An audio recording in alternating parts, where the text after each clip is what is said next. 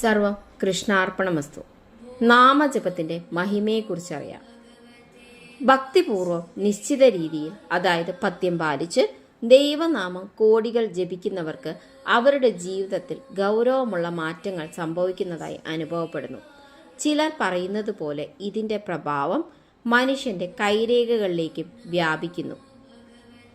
ജാതകത്തിലെ ഗ്രഹദോഷങ്ങൾ പോലും നാമജപത്തിൻ്റെ ശക്തിയിൽ ശമിക്കുമെന്നാണ് വിശ്വാസം. ലഗ്നം മുതൽ ധനം വരെയുള്ള 12 ഭാവങ്ങളും ശുദ്ധീകരിക്കപ്പെടുന്നുവെന്നും ആത്മീയ അനുഭവങ്ങൾ സൂചിപ്പിക്കുന്നു. 3 കോടി നാമജപം നിർബന്ധമായ ആചാരങ്ങളോടെ ചെയ്യുന്ന വ്യക്തിക്ക് രോഗബാധകൾ കുറയുകയും ആരോഗ്യത്തിൽ ഉന്നതി വരികയും ചെയ്യുമെന്ന് പറയപ്പെടുന്നു. 4 കോടി നാമജപം നടത്തിയാൽ ദാരിദ്ര്യം അകന്ന് സമ്പത്ത് സ്ഥിരത കൈവരിക്കുമെന്നാണ് വിശ്വാസം. 5 കോടി നാമജപം ബുദ്ധിക്ക് തെളിച്ചവും ജ്ഞാനവികാസവും നൽകുന്നു. 6 കോടി ജപം ഉള്ളിലുള്ള ദോഷങ്ങളെയും ശത്രുതാഭാവങ്ങളെയും നശിപ്പിക്കുന്നു. പുറത്തുള്ള ശത്രുക്കൾ മാറിയാലും വീണ്ടും വരാം. എന്നാൽ ഉള്ളിലെ ശത്രുക്കൾ ഇല്ലാതായാൽ യഥാർത്ഥ സമാധാനം കൈവരിക്കാൻ സാധിക്കും. 7 കോടി നാമജപം ചെയ്യുന്ന സ്ത്രീക്ക് ഭർത്താവിൻ്റെ ആയുസ് വർദ്ധിക്കുകയും പുരുഷന് ഭാര്യ ആത്മീയമായി കൂടുതൽ അനുകൂലമാവുകയും ചെയ്യും. 8 കോടി നാമജപം ആയുസ് ദീർഘിപ്പിക്കുകയും മരണസമയത്ത് ദൈവകൃപയോടെ ശാന്തമായ അന്ത്യം പ്രാപിക്കാൻ സഹായിക്കുകയും ചെയ്യുമെന്ന് പറയുന്നു. 9 കോടി ജപം ചെയ്താൽ സ്വപ്നത്തിൽ ഇഷ്ടദേവത ദർശനം ലഭിക്കുമെന്ന വിശ്വാസം. ജീവിതത്തിലെ ദുഃഖങ്ങളും കഷ്ടപ്പാടുകളും നേരിടുമ്പോൾ നാമജപം ഒരു ആത്മീയ കവചം പോലെ സംരക്ഷണവും ആശ്വാസവും നൽകുന്നു.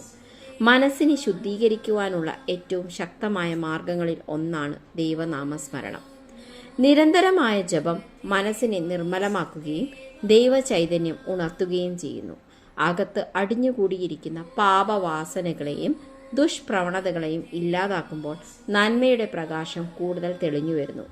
ഇതിലൂടെ ഭൗതിക ദുഃഖങ്ങളിൽ നിന്നുള്ള മോചനവും ആത്മീയമായ ഉയർച്ചയും ആരംഭിക്കുന്നു. മനുഷ്യരുടെ മനസ്സിലും സമൂഹത്തിലും സ്വാത്വികത വർദ്ധിക്കുമ്പോൾ ലോകം കൂടുതൽ ശാന്തമാകും. ദൈവനാമം എങ്ങനെ ജപിച്ചാലും ബോധപൂർവമോ അല്ലാതെയോ ഭക്തിയും വിശ്വാസവും ഉള്ളയിടത്ത് ഇതിന് ഫലമുണ്ടാകും. ഈശ്വരനാമത്തിൻ്റെ ശക്തി അളക്കാനാവാത്തതാണ്. അതിൻ്റെ ഫലപ്രാപ്തി വിവരിക്കാൻ കഴിയുന്നതിനും അപ്പുറമാണ്. നിത്യനാമജപം പാപങ്ങളെ ദഹിപ്പിക്കുകയും മനുഷ്യനെ ആത്മീയമായി ശുദ്ധമാക്കുകയും ചെയ്യുന്നു. ഇത് ഉള്ളിലെ ദുഷ്പ്രവണതകളെ ഇല്ലാതാക്കി ദിവ്യമായ ആത്മശുദ്ധിയിലേക്ക് നയിക്കുന്നു. സർവം കൃഷ്ണാർപ്പണമസ്തു. നന്ദി. ഈ വീഡിയോ ഇഷ്ടമായെങ്കിൽ ലൈക്ക് ചെയ്യാനും കമൻറ്റ് ചെയ്യാനും മറക്കരുത്. ചാനൽ സബ്സ്ക്രൈബ് ചെയ്യാത്തവർ സബ്സ്ക്രൈബ് ചെയ്യുകയും കൂടി ചെയ്യുക.